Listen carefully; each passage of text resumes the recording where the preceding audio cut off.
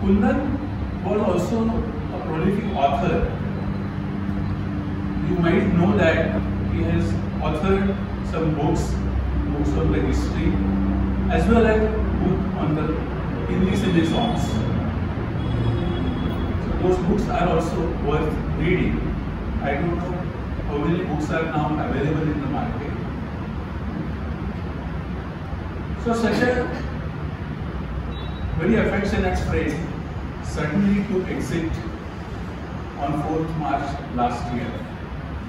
We had no idea because on 25th February we had met him in Patakar Hall, and it was a shock. I felt honestly that he was too good to be called or to be summoned by the God, because God wanted him there with him to create similar group amongst gods and made them to dance, sing, whatever.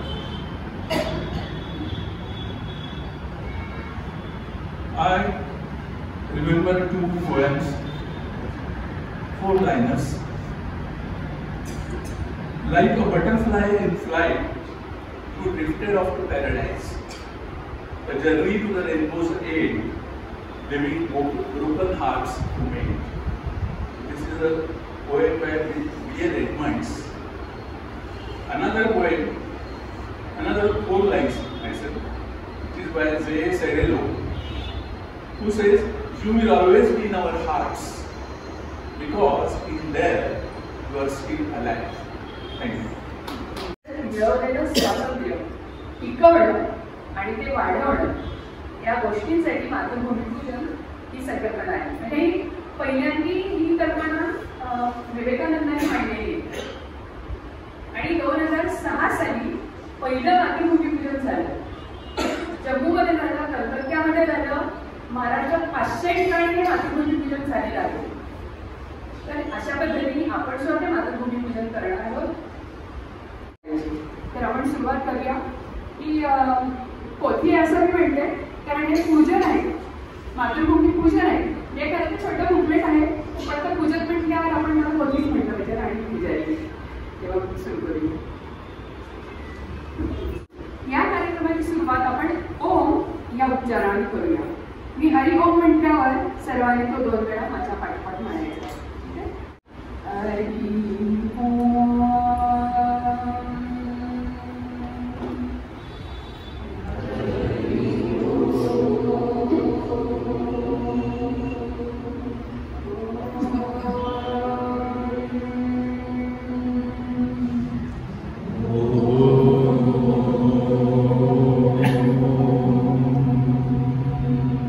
शैवमताचे लोक म्हणतात ओम नमः शिवाय.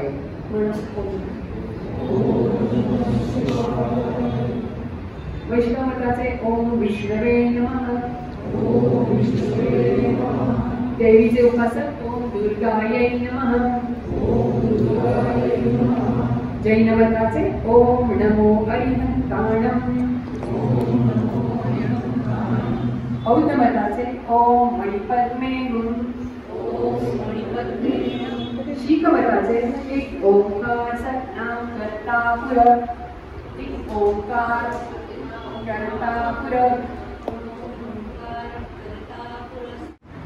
ओम तत्सत् श्री नारायण पुरुषोत्तम गुरु. तत्सत् श्री नारायण पुरुषोत्तम गुरु. सिद्ध बुद्ध तू स्कंद विनायक सविता.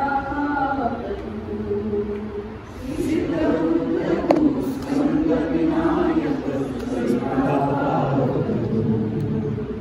या मातृभूमीचं पूजन आपण एक गीत म्हणूया आणि त्यानंतर एक छोटे संकल्प आहेत. त्या संकल्पाच्या वेळेला प्रत्येकाने येऊन जेवढं शक्य आहे तेवढ्यांनी येऊन 10 संकल्प आहेत. 5 संकल्प सामूहिक आहेत, 5 संकल्प वैयक्तिक आहेत, किरकोळ आहेत.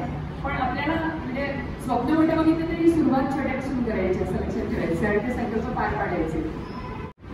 उद्याच्या भारताने भौतिक प्रगती साधून एक संपन्न आणि अग्रगण्य राष्ट्र बनावे यासाठी आम्ही विज्ञान आणि तंत्रज्ञानाचा विकास करू.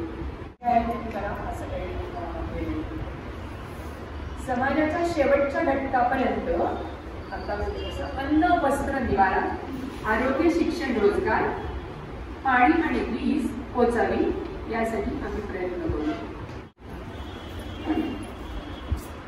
विविध जातींचे, संप्रदायांचे आणि भाषांचे सामाजिक गट प्रेमाने एकत्र येतील यासाठी आम्ही प्रयत्न करू.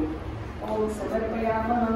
ओम समर्पयामः म्हणजे की प्रत्येकाने वैयक्तिक आदरामुळे कुटुंब, गट किंवा संस्था मोडली जाणार नाही. कुटुंब, गट किंवा संस्था आपण सुद्धा आरोग्यामध्ये असं म्हणायला हरकत आपला ग्रुप आहे याचं भान आम्ही ठेवू. ओम समर्पयामः. भौतिक आणि आध्यात्मिक क्षेत्रात भारताने जगाचं नेतृत्व करावं हे आपणा सर्वांचं स्वप्न साकार करण्यासाठी आम्ही वैयक्तिक आणि सामूहिकरित्या मनपूर्वक साधना करू. या सगळ्या ज्या गोष्टी आहेत त्या वैयक्तिक आणि सामूहिक गटांनी ग्रुपी करायचा संकल्प किंवा निश्चिती आहे.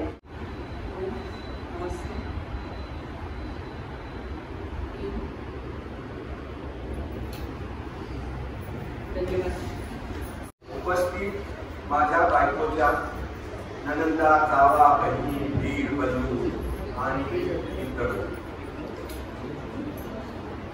आता माझ्या भाषणाची सुरुवात तुम्ही विधिवत असेल, परंतु ती अजिबात नाही.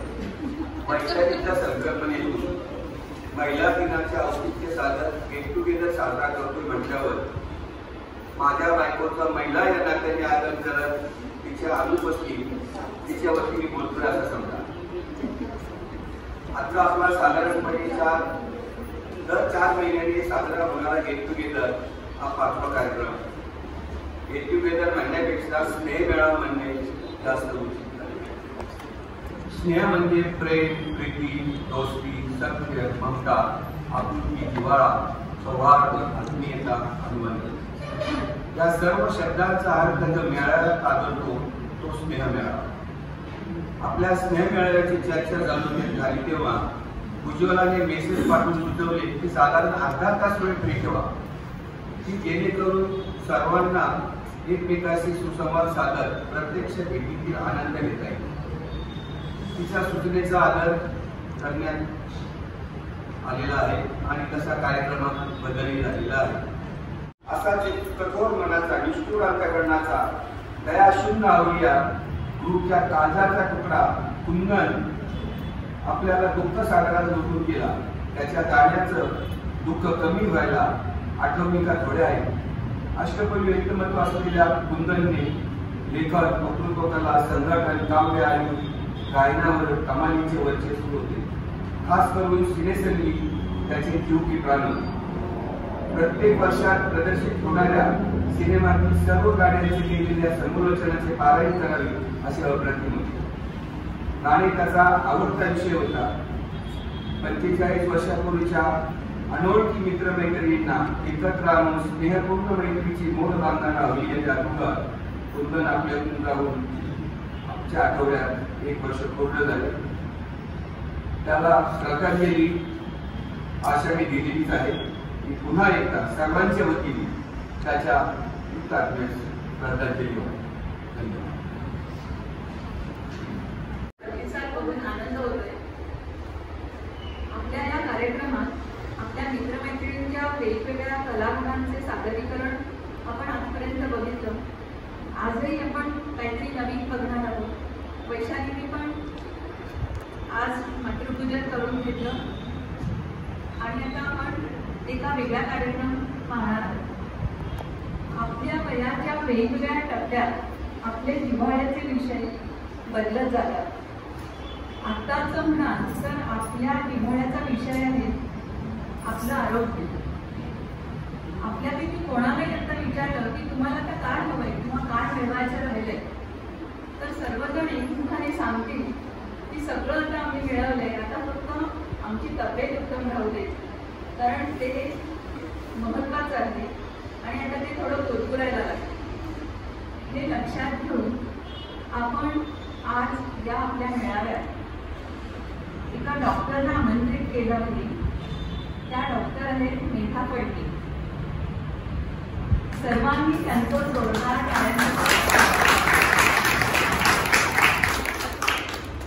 डॉक्टर मेघा पडके यांनी कोल्हापूरमधून MBBS पदवी पूर्ण केली आणि पुण्याच्या विजय मेडिकल कॉलेजमधून MD एनेस्थेशिया हे पोस्ट ग्रॅज्युएशन केलं. त्यानंतर त्यांनी एका विशेष शाखेचा अभ्यास केला, FRAPN interventional spine and pain physician. हे त्यांनी उच्च शिक्षण पूर्ण केलेलं.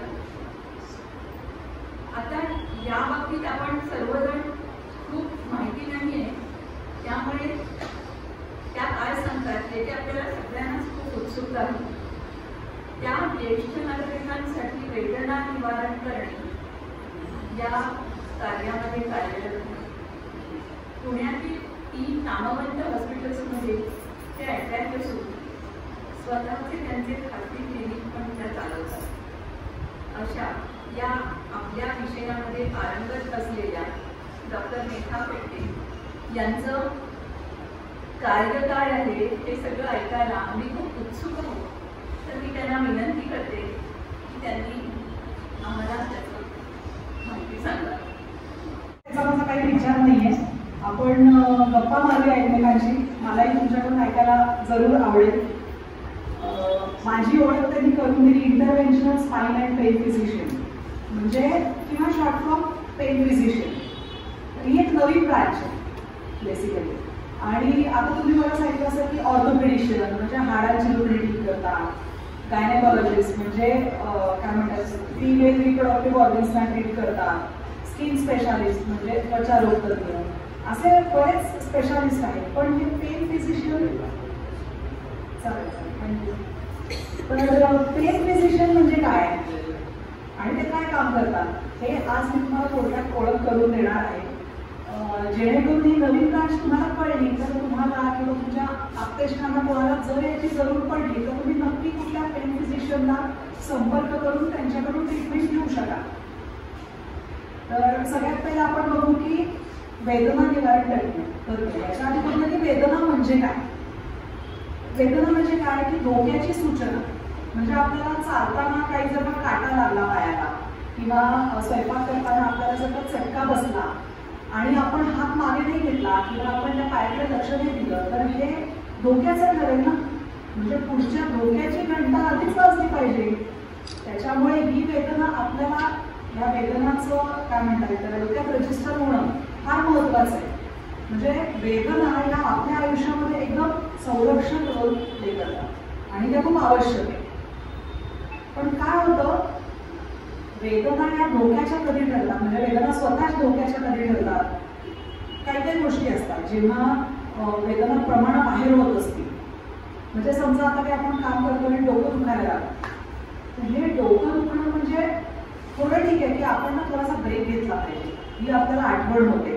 डोकं दुखलं म्हणजे चला उठा, थोडंसं पाणी प्या, थोडंसं चालून या, इथपर्यंत ठीक आहे. पण जर डोकं प्रमाणाबाहेर दुखायला लागलं तर काय करायचं? काही जण विनोदाने पण म्हणतात डोकं दुखलं तर बरंच झालं, म्हणजे डोकं आहे हे कधी कळतं. म्हणजे ही सूचना चांगली आहे डोकं दुखण्याची, पण त्याच्या पलीकडे जाऊन डोकं दुखण्याचा आपल्या आयुष्यामध्ये पॉझिटिव्ह रोल काय नाहीये. मग याला आळा घालायला पाहिजे का नको?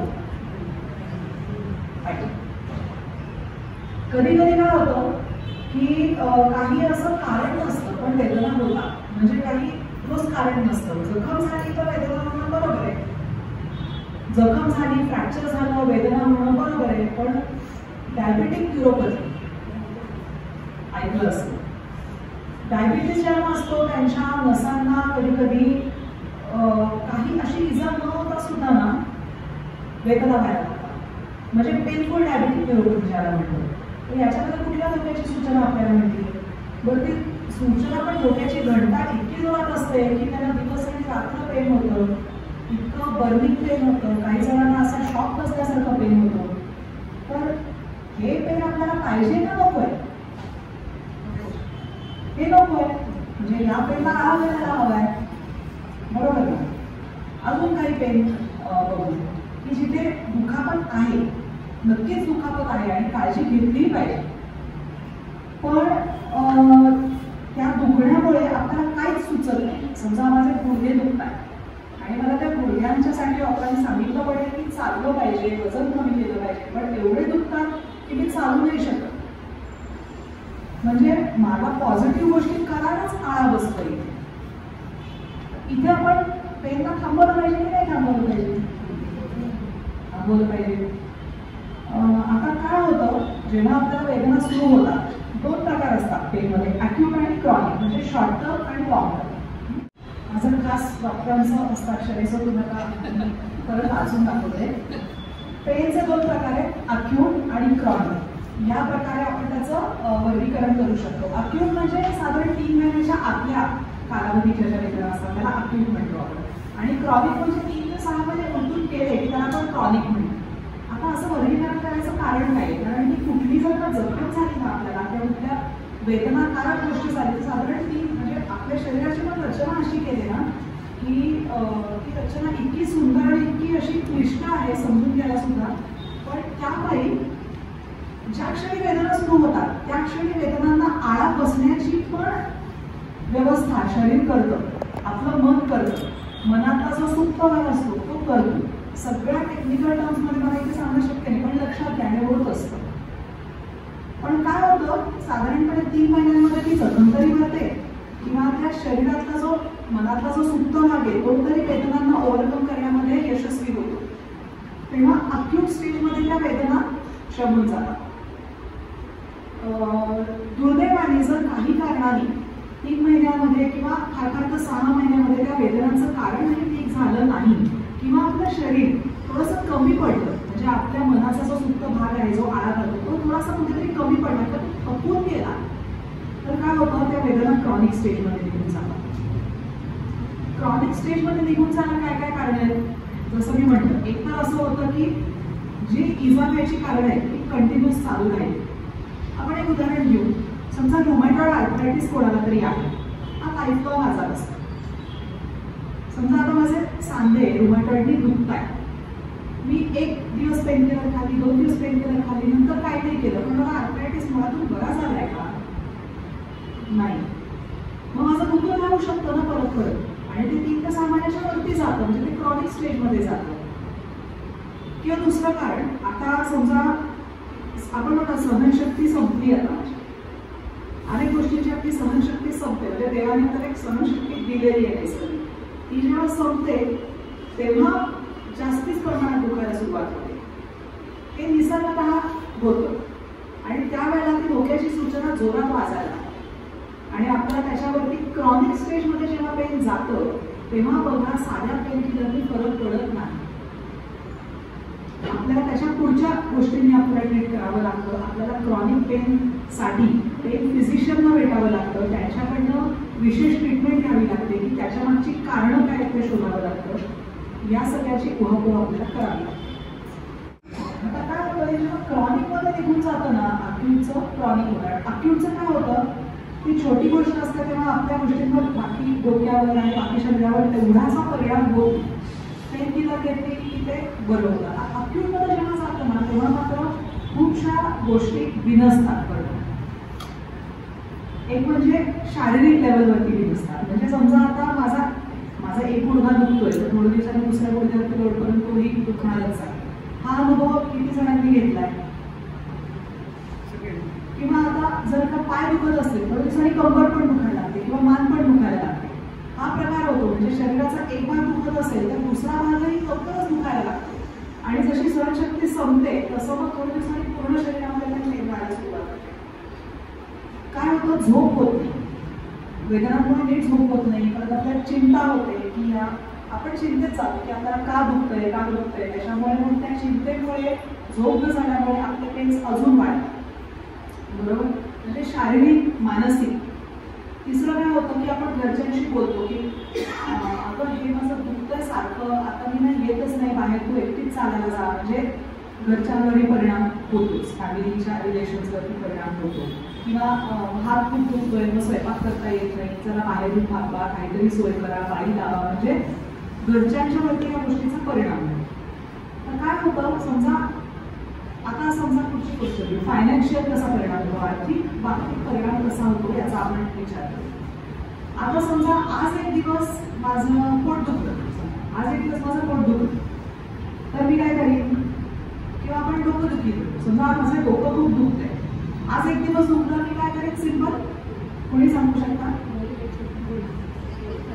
गोळी काही खाणार नाही. ओके, फारच दुखायला लागलं, काय करेन, पेन किलर घेईन. बरोबर, मी पेन किलर घेईन. मला जी माहिती असेल ती पेन किलर मी घेईन. कदाचित सॅरेडॉन घेईन, मी दुकानात जाईन, सॅरेडॉन घेईन. आता ना सारखं 4 दिवस डोकं दुखतंय मग थांबतंय, म्हणजे महिन्यात काय हे 15 दिवस माझं डोकं दुखतंच आहे. 15 दिवस मी सॅरेडॉन घेतली. आता मी काय करेन, नेक्स्ट आहे डॉक्टरांना दाखली. मी सॅरेडॉनचा खर्च केला 15 दिवस. आता मी डॉक्टरांना पैसे देते. त्या डॉक्टरांनी मला एक कोर्स दिला, त्या औषधाचा मला खर्च आला, पण त्यांनी मला ना फार फरक पडला नाही. 3 महिन्यानंतर मी काय करेन, स्पेशलिस्टना भेटली, स्पेशलिस्टची अपॉइंटमेंट घेतली, मोठ्या हॉस्पिटलमध्ये गेले, जास्ती पैसे भरले. त्या स्पेशलिस्टने मला तपासलं आणि ते मला तुमच्या ना मेंदूचा स्कॅन करावा लागेल. मी स्कॅन केला, मी पैसे भरले. स्कॅनमध्ये काय आलं, सगळं नॉर्मल आहे. परत स्पेशलिस्टना भेटले, ते म्हणाले आता तुम्हाला हा कोर्स करावा लागेल, तुम्हाला 3 महिन्यांचा कोर्स करावा लागेल, तुम्हाला अजून काही ॲडव्हान्स औषधं घ्यावी लागतील, तुमच्या मानेचं पोश्चर बरोबर नाहीये, तुम्हाला फिजिओथेरपी घ्यावी लागेल. आता मी कोणाला भेटले, फिजिओथेरपिस्ट. त्यांना मी पैसे दिले, नक्कीच. सो काय होतं याच्यामध्ये, आता दरम्यानच्या काळात काय झालं, मला ऑफिसला जाता येत नाहीये, माझ्या रजा पडताय, 6 महिन्याला वेळेत चाललंय. तर पगारी रजा तर आहेतच, पण आता माझ्या रजा संपल्या, आता काय होईल, बिन पगारी रजा. आता काय झालं, एवढं मला त्रास होतोय की माझ्या घरच्यांना पण माझ्यासाठी रजा काढावी लागली. समजून चाला माझ्या मिस्टरांचा बिझनेस आहे आणि माझ्या मुलांचे डबे करून देतात, पण मला बरं नाही तर त्यांना जाता नाही आलं. बिझनेसमध्ये काय होईल, प्रॉफिट का लॉस. सो आता हे आर्थिक गणित कसं सगळं बिनसतं क्रॉनिक पेनमध्ये, ते लक्षात आलं तुमच्या. आणि अनेकदा असंही होतं, जे मी अजून सांगितलं नाही की काही बाबतीमध्ये ऑपरेशन करावं लागेल. कितीतरी पेशंट आहेत की ऑपरेशन केलं तरी पेन हे तसेच आहे. आता काय, हे फ्रस्ट्रेशन.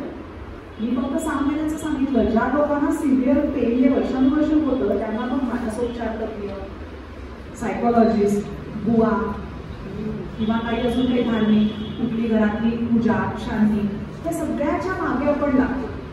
आणि हे साहजिक आहे. दुसऱ्यांनी म्हणणं ठीक आहे की हे काय चाललंय तुमचं, ज्याचं जळतं त्यालाच कळतं असे. त्याच्यामुळे आपण कुठल्या बाबतीत बघितलं की क्रॉनिक पेनमध्ये आपल्याला नुकसान होतं. ही एक गोष्ट आहे सामाजिक. आणि हे थोडंसं मी अजून एक्सप्लेन करते आर्थिक. तर आता आपण ना फॅमिलीच्या लेवलला बघितलं आर्थिक, पण काय होतं की ओव्हरऑल जर का आपण देशाचा विचार केला तर परदेशामध्ये देखील खूप स्टडीज झालेले आहेत की किती खर्च पाऊंड्समध्ये, डॉलर्समध्ये अब्जावधी डॉलर्स आणि पाऊंड्स खर्च होत आहेत पेन या विषयावरती.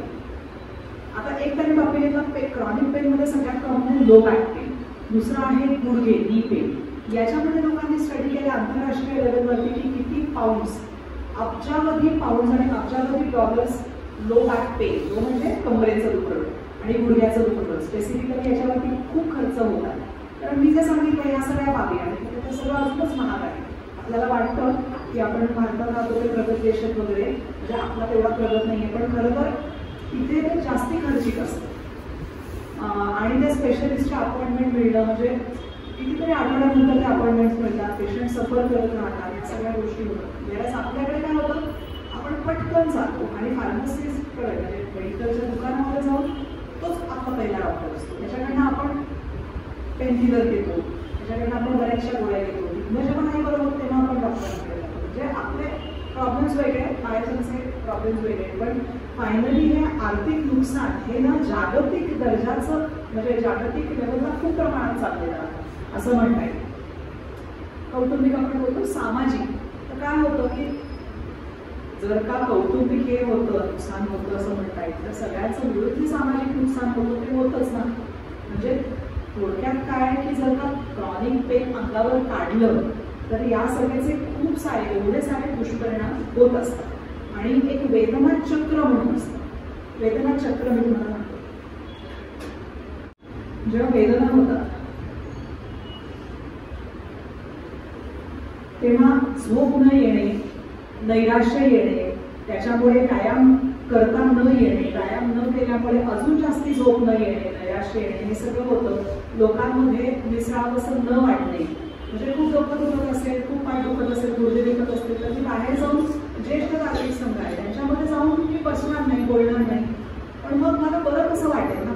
आजच मी एक पेशंट बघितली तर तिला काही पेन्स आहे, ती ज्येष्ठ नागरिक नाही आहे पण ती आहे, तिला पेन होत आहे. तर आधी ती जात असे बाहेर आणि ती ज्या याच्यामध्ये मिसळायची, म्हणजे जिथे ती रोज जायची त्या ऑर्गनायझेशनमध्ये, तिथे आता तिला जाणं शक्य होत नाही. तिला कॅन्सर पेन आहे, कॅन्सर आहे तिला आणि तिला मणक्यात त्रास होतो म्हणून घराबाहेर जात नाही.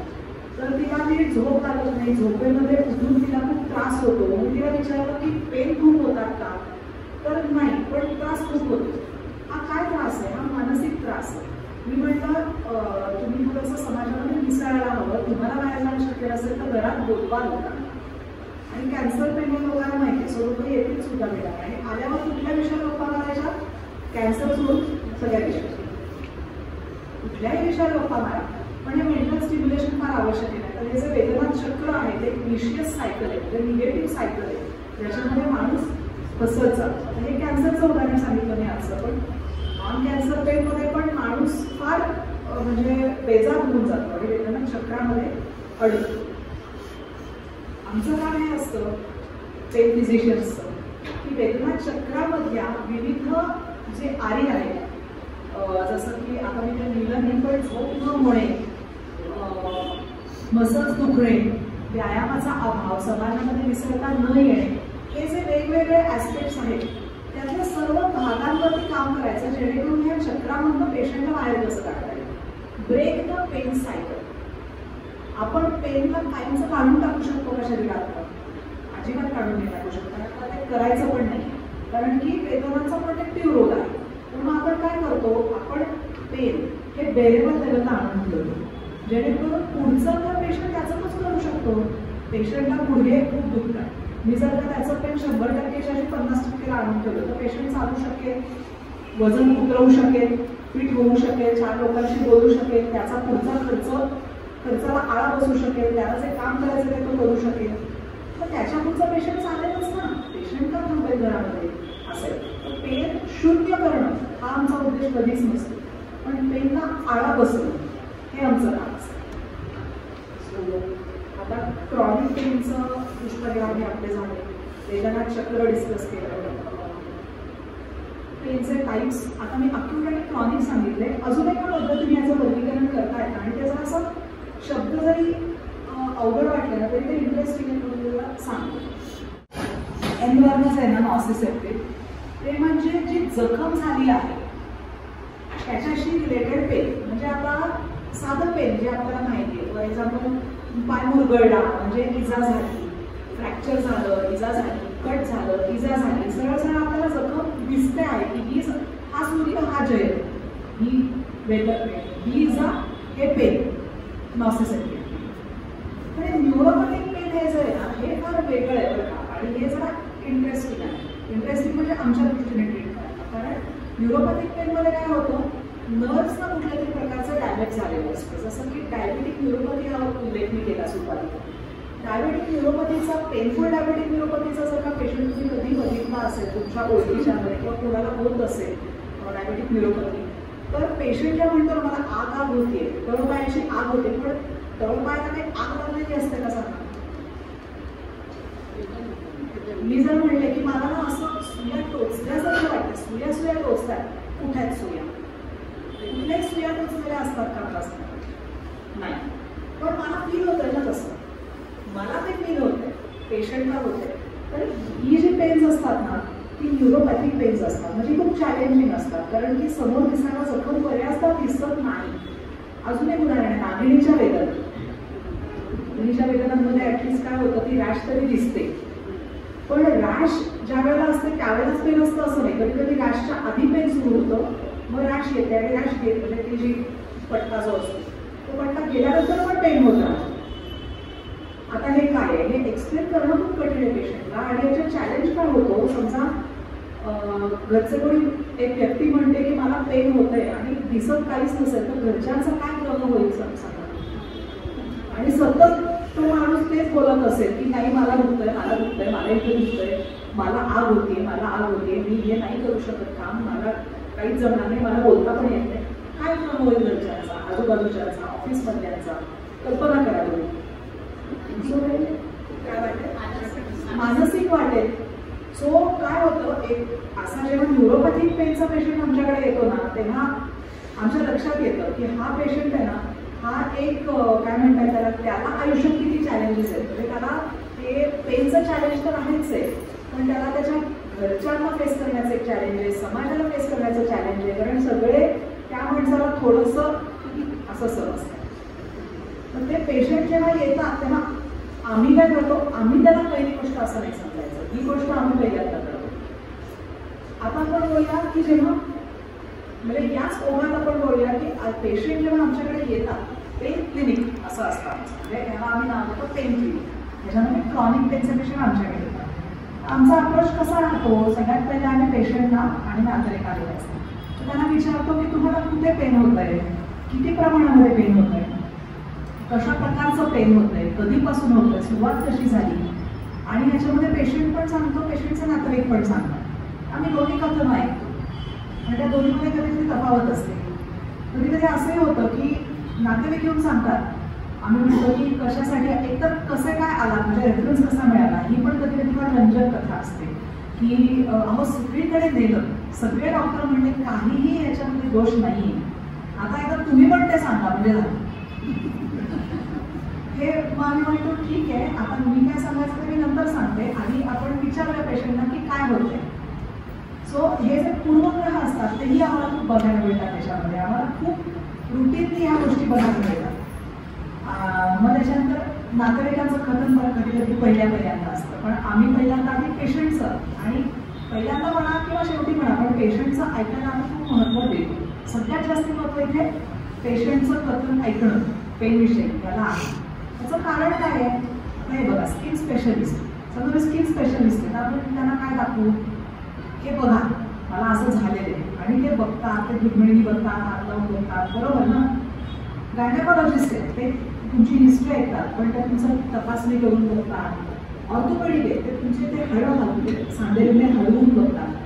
आता आम्ही असं बघत नाही असं नाही, पण तुम्ही पेन जर दाखवायचं असेल डॉक्टरला तर कसं दाखवाल, कुठे दाखवाल, काय एव्हिडन्स आहे पेनचा, आपल्याला कशा तो पेन दाखवता येईल आणि असं सिद्ध करता येईल की खरोखर मला पेन होतंय, काही कोणाला काही सांगायचं का त्याच्यामध्ये.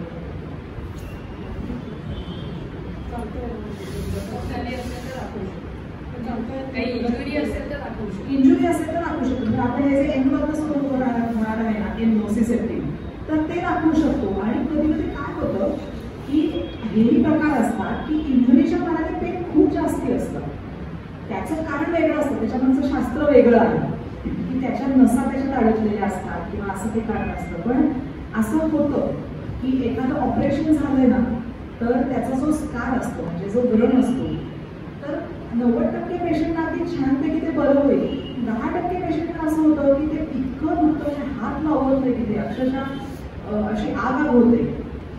आणि मग ज्या सर्जननी ऑपरेशन केलेलं आहे त्या सर्जनकडे जर का तो पेशंट गेला आणि तो म्हणाला आता काहीतरी त्याच्यामध्ये दोष आहे, तुमचे काही कात्री बित्री राहिली आहे का आतमध्ये, सुई राहिली आहे का आतमध्ये, मात्र मला आतून टोचतंय, तर ते सर्जन काय म्हणणार की अहो तसं काही नाही आहे, मी स्वतः चेक केलं तरी आपण एकदा एक्सरे काढू, एक्सरे काही नाही निघालं, सोनोग्राफी काही नाही निघालं. तर शेवटी या पेशंटला सगळे म्हणजे फॅमिली, डॉक्टर्स आणि तो पेशंट स्वतः सुद्धा काय लेबल करणार, हे ते मेंटल आहे, यांना पाठवून द्या, रस्ता दाखवा त्यांना. सो तो रस्ता जरी दाखवला तरी देखील आणि वाईट तेच होतं शेवटी पेशंट सेल्फ डाऊटमध्ये जातो की अरे मला खरंच मला कशी होतंय का, मी पण मला होत आहे तर मी काय करू का, असं म्हणजे चिंतन दिवसभर त्याच गोष्टीचं राहतं की मला का दुखतंय, मलाच का दुखतंय, की म्हणजे घड्याळाकडे बघत राहायचं की आता बघा मला तासभर दुखतंय, त्याच्यात मी काय म्हणजे ते औषध सोडून बघतो, असं मी आता अजून कुठलं औषध घेऊ, मी कोणाशी बोलू. So the patient needs a safe space to talk to. एक सुरक्षित वातावरण निर्माण करावं लागतं आपल्याला जिथे पेशंट मोकळेपणाने बोलू शकतो की मला हे पेन होत आहे. आणि खरं सांगू का माझ्या प्रॅक्टिसमध्ये असेही पेशंट येतात बरं का की जे नाटक करतात, पण ते खूप कमी असतात. म्हणजे आलेल्या सगळ्या पेशंटला जर नाटक लेबल केलं ना तर तो अन्याय होतो. तर तो खरोखर नाटक करतोय का हे बघण्यासाठी मला काहीतरी तपास मिळा आणि पेशंटशी बोलावं लागतं, त्यांचं ऐकावं लागतं आणि करावं लागेल ना.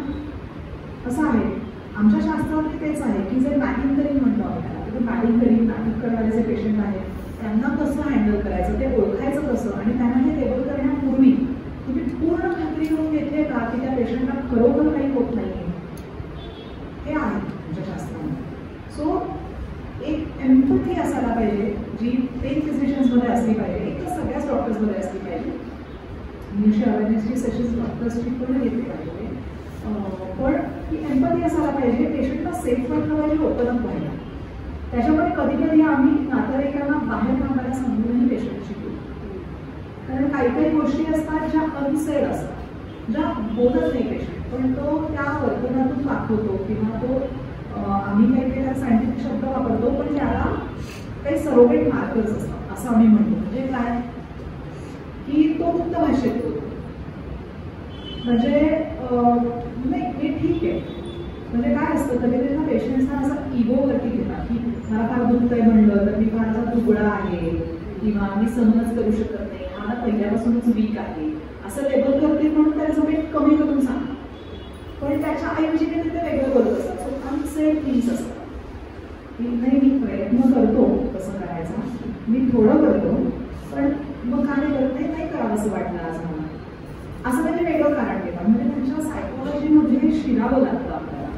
आणि जेव्हा आपण हे त्यांना लिसनिंग प्रोव्हाइड करतो म्हणजे आपण त्यांचा ऐकून घेतो तिथे त्यांचा पहिला वेदना निवारणाचा टप्पा सुरू होतो. सो आलेला पेशंट बऱ्याचदा असं होतं, तुम्हाला असं झालंय का कधी, म्हणजे कधी मला असं ऐकलंय का की कुठल्या डॉक्टरला भेटून आल्यानंतर त्यांची दिलेल्या प्रिस्क्रिप्शनची पहिली गोळी, खरं सांगू का की पहिली गोळी खाल्ल्यानंतरही काही तासांनी त्याचा इफेक्ट सुरू होत असतो. म्हणजे तो टप्पा ती स्टेज यायच्या आधीच बरं वाटलंय, डॉक्टरांशी बोलून आलो असं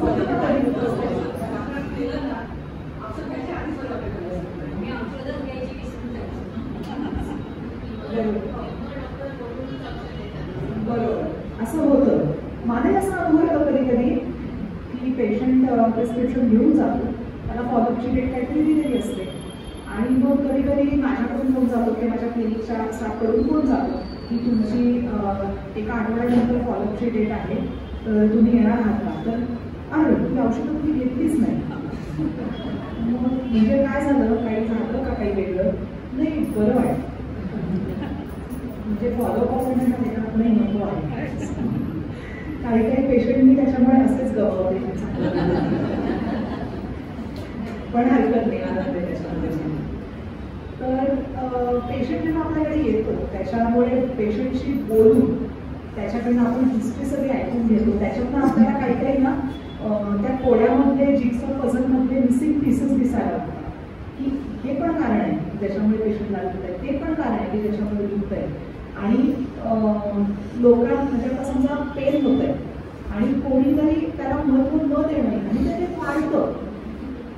जेव्हा नातेवाईकून म्हणतात की हे सारखंच असं काहीतरी तक्रार करणार, त्याच्या सारखंच तक्रार चालू असणार म्हणजे, आणि मग त्या पेशंटला जास्तीत जास्तीच आहे हा जो प्रकार आहे याला पण ॲड्रेस करावा लागतो.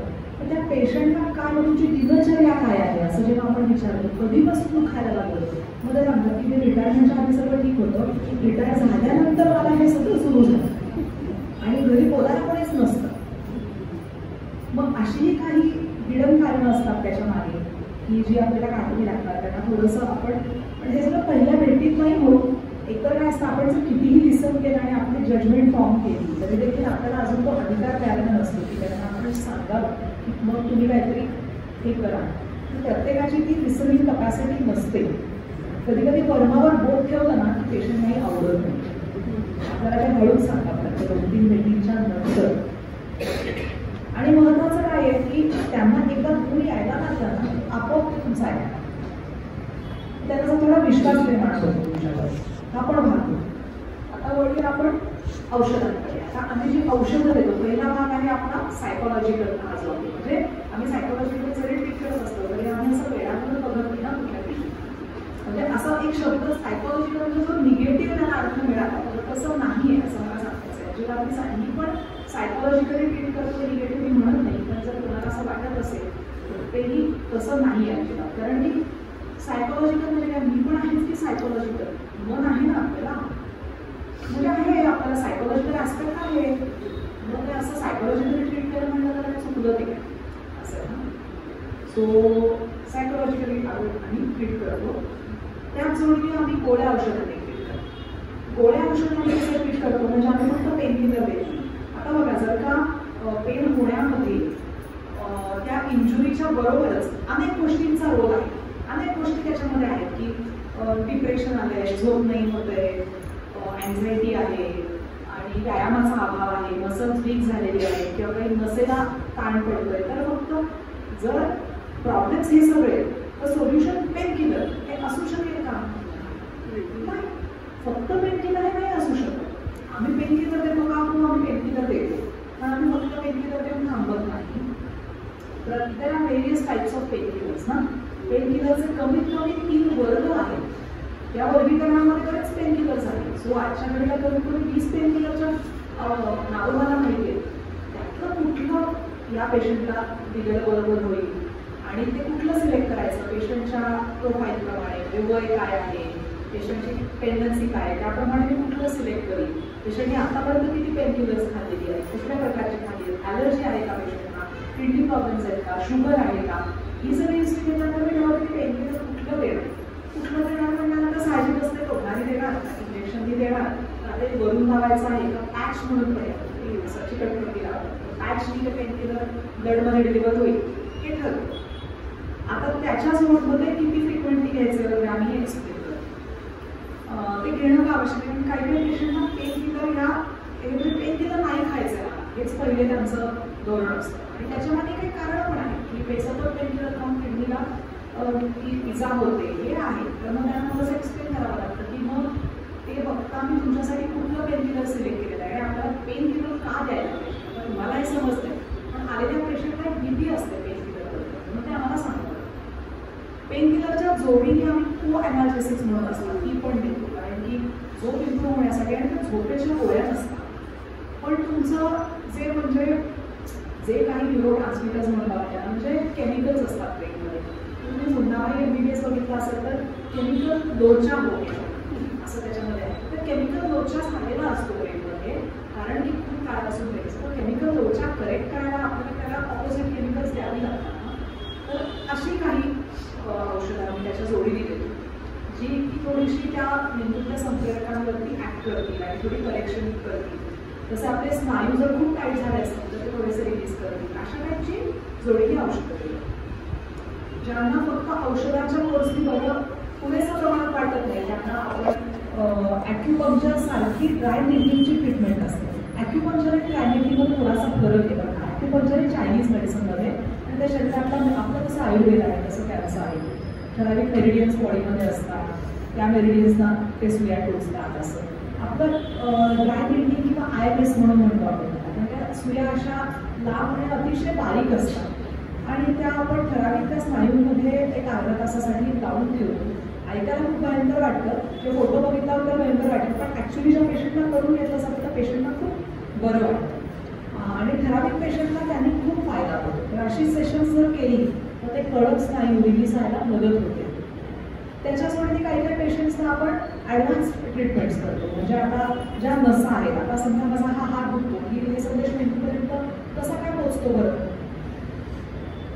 हाताच्या नसांमधून जातो, इथे जो मणका आहे मानेचा त्याच्यापर्यंत जातो, तिथून मेंदूपर्यंत जातो.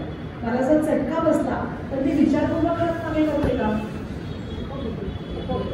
आपोआप होतो. म्हणजे हे करता करता मी नाही आहे, आपण वेगळाच आहे, बरोबर आहे ना?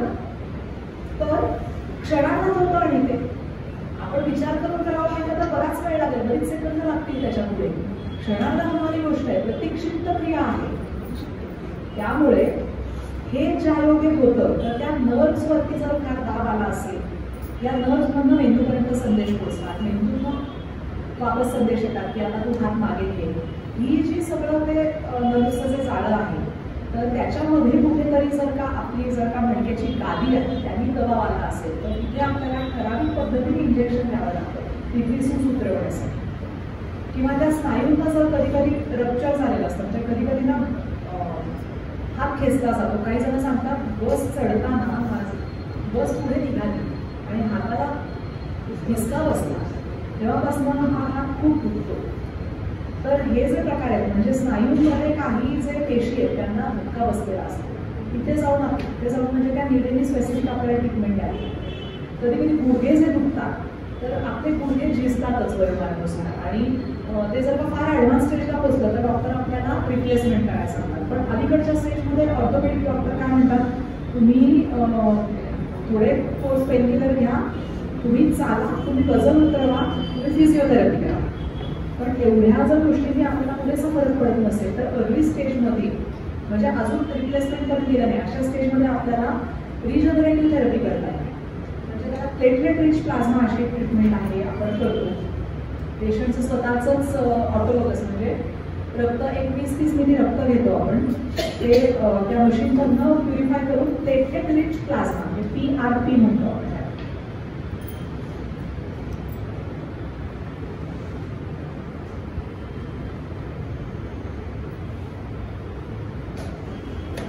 प्लेटलेट रिच प्लाझ्मा म्हणजे आपल्या शरीरामध्ये प्लाझ्मा असतो आणि अनेक पेशी असतात.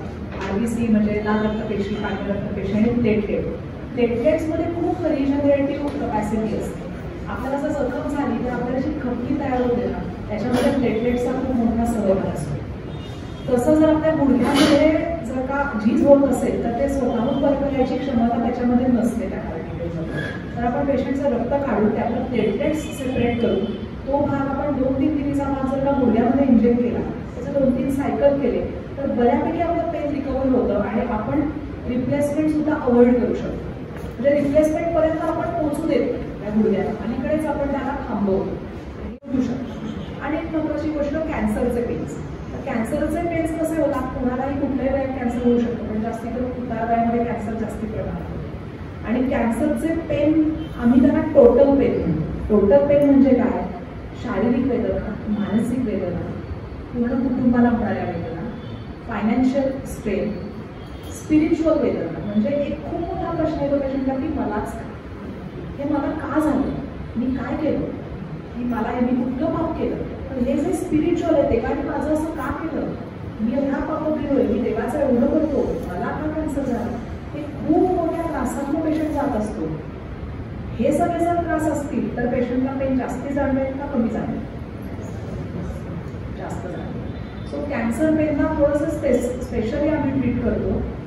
आणि कॅन्सर पेनला जेवढं ॲक्च्युली कॅन्सरची ट्रीटमेंट महत्त्वाची आहे ना, जसं किमोथेरपी आहे, सर्जरी आहे, रेडिएशन आहे, ह्या 3 मेन मोडॅलिटीज म्हणतो आम्ही कॅन्सरला ट्रीट करायला, त्याच्या जोडीने पेन रिलीफ हा अत्यंत महत्त्वाची गोष्ट आहे.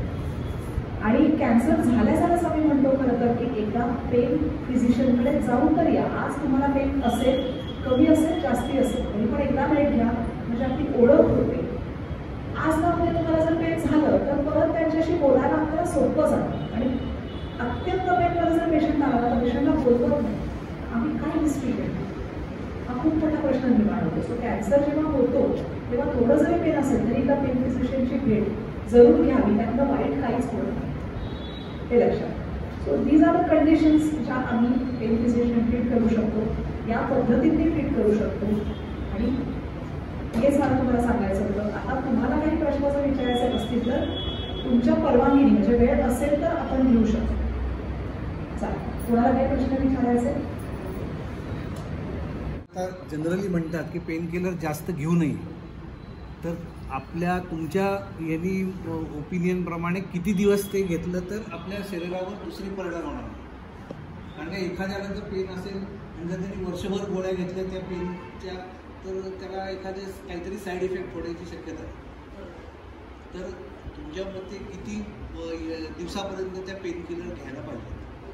तर ह्याचं उत्तर मी असं देईन, एक विनोद पद्धतीने देईन. पहिली गोष्ट ही आहे की जर का हा निर्णय पेशंटनी घ्यायचा असेल की मी किती दिवस घेऊ, तर पेशंटनी फक्त पॅरासिटामॉल म्हणजे क्रोसिन घेतली तर चालते, ते पण एक 3-4 दिवस.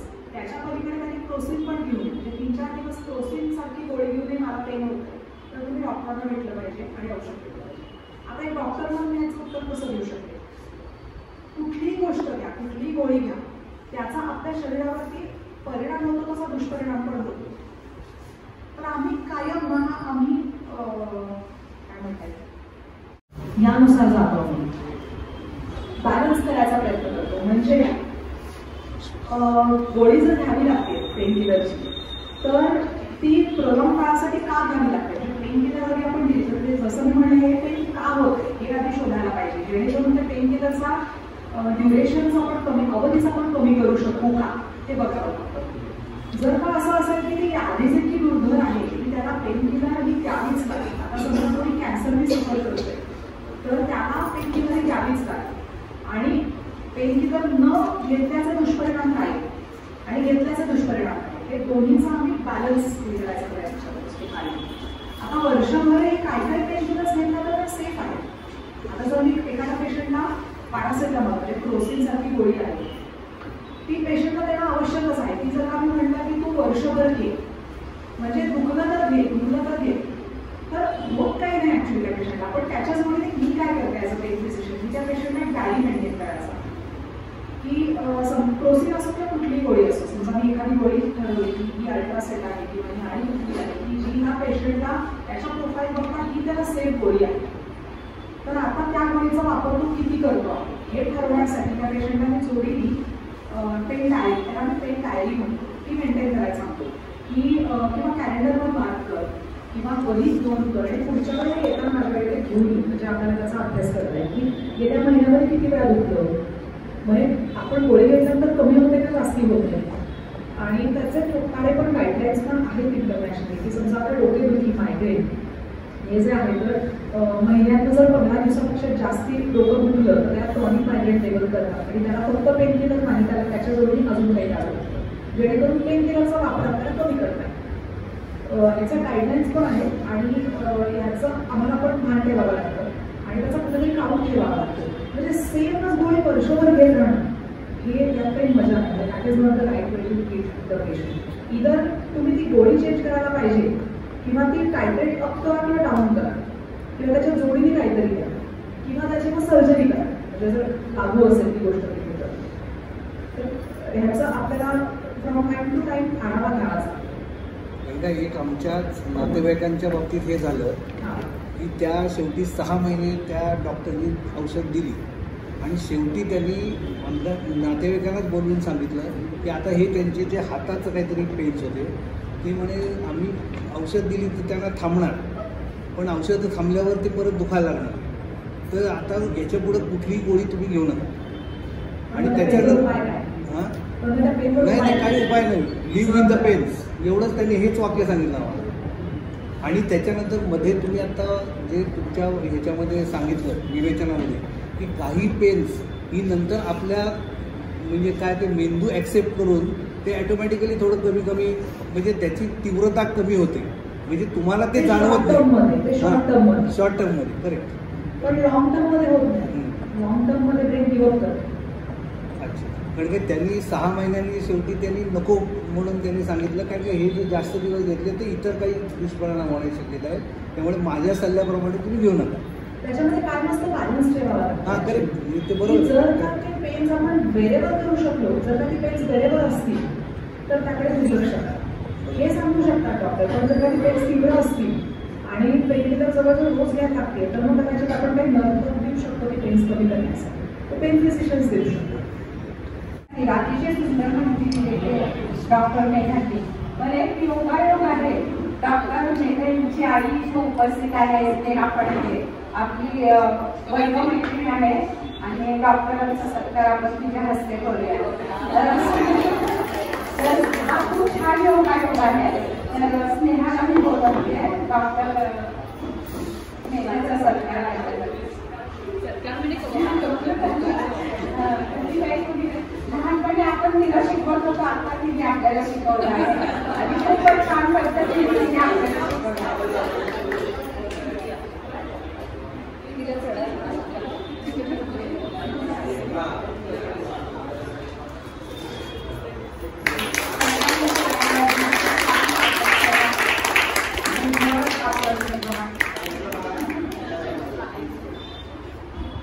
एकाहत्तर वर्षाच्या होत्या आणि त्या रेग्युलरली डान्स क्लासला लावली. म्हणजे असं झालं की मला एकदम ते गाजर दिसलं. अरे वा वा, म्हणजे काहीतरी करण्यासारखं ते वय आहे. म्हणजे एका साईडला वाटलं होतं की आपल्याला फार उशीर तर झाला नाही ना असं वाटत असतानाच ह्या मैत्रिणी भेटल्या आणि मग मी विचार केला ठीक आहे आपण आपल्यासाठी डान्स करूया. म्हणजे कुठं काही जाऊन प्रोग्राम करायचे किंवा असं काही नाही आहे. जेव्हा कुठं असायचंच नाही, आपल्या आपल्या मैत्रिणी असतात, आपले काही घरचे सगळे असतात, तेव्हा मला ती इच्छा होती आणि छान वाटलं. म्हणजे छान वाटण्यापेक्षाही ना काय होतं की डान्स केल्यामुळे शरीर आपलं जे आहे ते हालचाल करत राहतं आणि ते शिकताना त्या टीचर आम्हाला कुठल्याही व्हिडिओ वगैरे काही देत नाही. आज शिकवलेलं परवा करून दाखवायचं. म्हणजे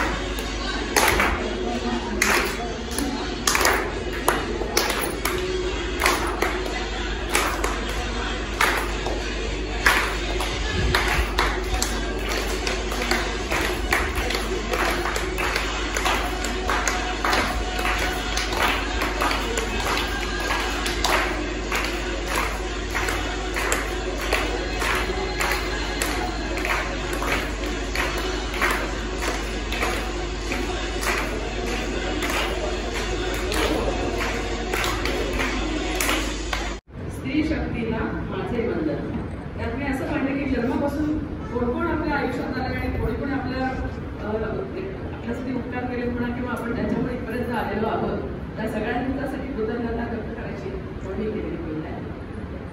म्हणून साजरा हा महिला दिन, स्त्री शक्तीला माझे वंदन. प्रथम गुरुजी आयुष्यातील, प्रथम गुरुजी आयुष्यातील, देई जाणीव या जगतातील, पदोपदी करी मार्गदर्शन, त्या आईला माझे वंदन. आजी, आत्या, मामी, मावशी, जडणघडणीच्या माझ्या साक्षी, माझ्या ठाई ज्यांचे कणकण कृतज्ञतेने करीते वंदन. पतिगृहीची करीते स्वागत, पतिगृहीची करीते स्वागत, गृहिणी कर्मा करीते मदत, कर्तृत्वाला नित प्रोत्साहन, सासूबाईंना माझे वंदन. बहिणी, जावा, भगिनी, विहिणी, परिवारातील पै पाहुणी, अनेक नाती परिभाव समान, एकमेकींना करू शुभचिंतन. बालपणीच्या निकळ मैत्रिणी, कार्यालयीच्या किती सहचारिणी, योगदान दे साऱ्या गृहिणी, यांचे ठेवू सदैव जाण, स्त्री शक्तीला माझे वंदन. थोर वारसा किती रणरागिणी, थोर वारसा किती रणरागिणी, समाज धुरणी, राजकारणी, राष्ट्रासाठी जीवन अर्पण, या त्यागाचा करू सन्मान, स्त्री शक्तीला माझे वंदन. शोषित पीडित किती अभागिनी, शोषित पीडित किती अभागिनी, कष्ट करी परी स्वाभिमानी, दूर करोनी दुःखदयाचे, ममतेची त्या हातू पकड, स्त्री शक्तीला माझे वंदन. नव्या पिढीच्या सक्षम कन्या, नव्या पिढीच्या सक्षम कन्या, झेलून घेती आव्हाना, झेलून घेती नव आव्हाना, देशासाठी ठरतील शान, देऊ प्रेरणा करू बलवान, स्त्री शक्तीला माझे वंदन. जगज्जननी आदिशक्ती, जगज्जननी आदिशक्ती, सार्थ साथ दे पौरुषा प्रकृती, विश्व कुटुंबाचे करीते पोषण, विश्व कुटुंबाचे करीते पोषण, त्या शक्तीला माझे वंदन, त्या शक्तीला माझे वंदन. इतिहासाच्या पानापानी आढळते स्त्रियांच्या कथा. स्त्रियांमुळे कधी युद्ध तर कधी त्यांच्या शौर्यगाथा. इतके होऊनही नाही आले स्वातंत्र्य स्त्रियांच्या हातात. त्यांच्या वाट्याला नाना संकटे, नाना त्यांच्या व्यथा. संस्कृतीचे ओवाडे मात्र ठेवी स्त्रियांच्या चरणी माथा. पोपळते शब्द सारे आणि गौरवरोगी वृथा. अखंड प्रेम आणि सहनशीलता जपे त्यांच्या श्वासाचा भाता. हीच आहे बघा जगभरच्या स्त्रियांची पकड़